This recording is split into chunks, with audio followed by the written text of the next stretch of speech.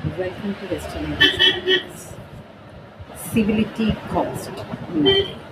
Civility means what? Civility means Maryada. Civility costs nothing. മര്യാദയ്ക്ക് ഒരു വിലയുമില്ല. ചില സന്ദർഭങ്ങളിൽ നമ്മൾ മര്യാദയ്ക്ക് വിലയില്ല എന്ന് പറയുമ്പോൾ നമുക്ക് ഈ ഒരു യൂസേജ് ഉപയോഗിക്കണം. സിവിലിറ്റി കോസ്റ്റ് സിവിലൈസ് എന്ന് പറഞ്ഞാൽ എന്താണ്? നാഗരികത. സിവിൽ ലൈസ് പരിഷ്കൃതമാവുക, നാഗരികമാവുക, അതിനെയാണ് സിവിലൈസ് എന്ന് പറയുന്നത്. സിവിലൈസേഷൻ എന്ന് പറഞ്ഞാൽ എന്താണ്? അത് സംസ്കാരമാണ്. ആണ് ടു സിവിലൈസ് എന്ന് പറഞ്ഞാൽ അത് അർത്ഥത്തിലേക്ക് സംസ്കരിക്കപ്പെടുക അർത്ഥത്തിലേക്ക് മാറും. അപ്പോൾ ഒരുപാട് അർത്ഥങ്ങളുണ്ട്. അപ്പോൾ സിവിലിറ്റി എന്നാണ് നമ്മൾ തുടങ്ങിയത്. ഓരോ വേർഡിനും പല ഫോമുണ്ട്. അത് വേർബ്, നൗൺ, ആഡ്വേർബ്, അഡ്ജക്റ്റീവ്, അതുപോലെ പ്രിപ്പോസിഷൻ്റെ കൂടെ ഒരു വേർഡ് വന്നാൽ അതിൻ്റെ അർത്ഥം മാറും. ഒരേ വേർഡ് നൗണായും വേർബായും ആക്ട് ചെയ്യും.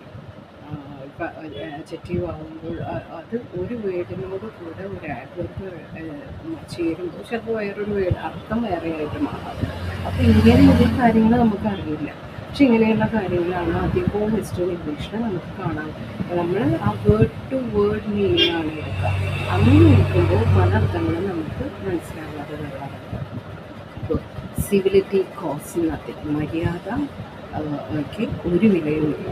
പിന്നെ had to be made soft. എന്താണ്? അത് സോഫ്റ്റ് ആക്കേണ്ടി വന്നു. അപ്പോൾ ഹാഡ് ടു ബി മെയ്ഡ് ആക്കേണ്ടി വന്നു, അങ്ങനെ ചെയ്യേണ്ടി വന്നു, അങ്ങനെ അത് സോഫ്റ്റ് ആക്കേണ്ടി വന്നു, അല്ലെങ്കിൽ അത് ചൂടാക്കേണ്ടി വന്നു. അപ്പോൾ നമ്മൾ പറയാം എന്തെങ്കിലും ഒരു സംഭവം ചൂടാക്കണ്ട എന്ന് പറഞ്ഞിട്ട് had to be made warm, അത് എനിക്ക് ചൂടാക്കേണ്ടതാണ്. Had to be made it warm, എനിക്കത് ചൂടാക്കേണ്ടി വന്നു. അപ്പോൾ ഹാഡ് ടു ബി മെയ്ഡ്. നമ്മുടെ ഭാഷയിൽ ഹാഡ് വരാം, പക്ഷേ ഹാഡ് ടു ബിയോ, ഹാഡ് ടു ഹാസ് ടു ബിയോ ഒന്നും വരില്ല. അവിടെയാണ് ഈ പ്രശ്നങ്ങൾ വരുന്നത്. നമ്മുടെ ഇംഗ്ലീഷ് ഒരു സാധാരണ ഒരു ലെവലായിട്ട് നമുക്ക് മാറേണ്ട വരുന്നത്. ഇനി അടുത്തത് ഹാസ് ടു ബി സിവിലൈസ്ഡ്. നമ്മളിവിടെ ഹാഡ് ടു ബി കണ്ടു, അത് ഉണ്ടാക്കേണ്ടി വന്നു. ഇനി ഹാസ് ടു ബി സിവിലൈസ്ഡ് എന്ന് പറഞ്ഞാൽ എന്താണ്? ഹാസ് ടു ബി സിവിലൈസ്ഡ് എന്ന് പറഞ്ഞു കഴിഞ്ഞാൽ അത് പരിഷ്കൃതമാകണം. അതിനെയാണ് has to be civilised.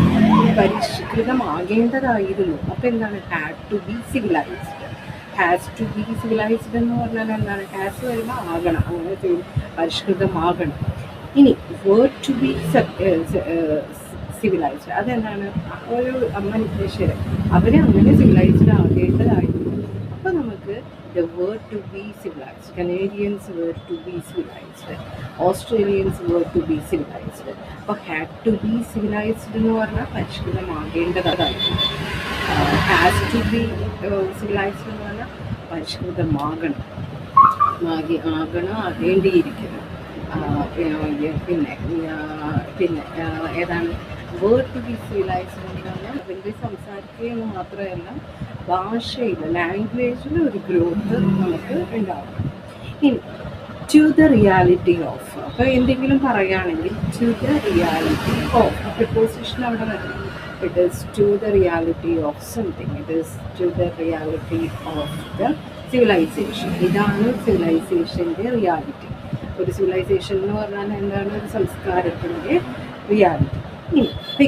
It is peculiar to the boys, it is peculiar to Indians. അത് ഇന്ത്യക്കാർക്ക് മാത്രമുള്ളത് ഒരു it is peculiar to birds. ഇപ്പോൾ പക്ഷികൾക്ക് മാത്രമുള്ള ഒരു പ്രത്യേകതയാണ്. അങ്ങനെ വരെയാണ് പെക്യൂലിയർ ടു എന്നിട്ട് ആർക്കാണോ ആ പ്രത്യേകത നിങ്ങൾ മാത്രമായിട്ട് കൊടുക്കുന്നത്. ഒരു സെക്ഷന് മാത്രമായിട്ട് നമ്മൾ എന്തെങ്കിലും ഇത് കൊടുക്കുമ്പോൾ it is peculiar to the സ്റ്റുഡൻസിന് എന്ന് പറയും. ഇനി സ്ട്രേനിയസ് എന്ന് പറഞ്ഞാൽ എന്താണ്? കഠിനമാക്കണം. It is a strenuous work. നമ്മൾ ഹാർഡ് വർക്ക് എന്നൊക്കെ പറയാറുണ്ട്. അതൊക്കെ നമ്മൾ കോമൺ ആയിട്ട് പറയുന്നത്. നമ്മളിവിടെ പറയുന്നത് സ്ട്രേനിയസ് വർക്ക്. അടുത്തത് garrison life. Garrison life reality, business life reality, working class life reality. Garrison എന്ന് പറഞ്ഞാൽ പട്ടാള ക്യാമ്പ്, പട്ടാള ജീവിത രീതി, അങ്ങനെയാണ് പറയുന്നത്. ഇനി could be read as A പോം. അപ്പം ഇത് ഇങ്ങനെ ഇതൊരു പോയം പോലെ നമുക്ക് വായിക്കാം. അങ്ങനെയും നമുക്ക് വായിക്കാം. അപ്പോഴാണ് നമ്മൾ പറയണേ it could be read as something, it could be write as something, it could be done, it could be do as something. ഇതങ്ങനെയും ചെയ്യാം. ആ ഒരു സമയത്ത് കുഡ് ബി എന്ന് പറഞ്ഞിട്ട് എപ്പോഴും ബി കഴിഞ്ഞാൽ വി ത്രീ ഫോം ഉപയോഗിക്കണം.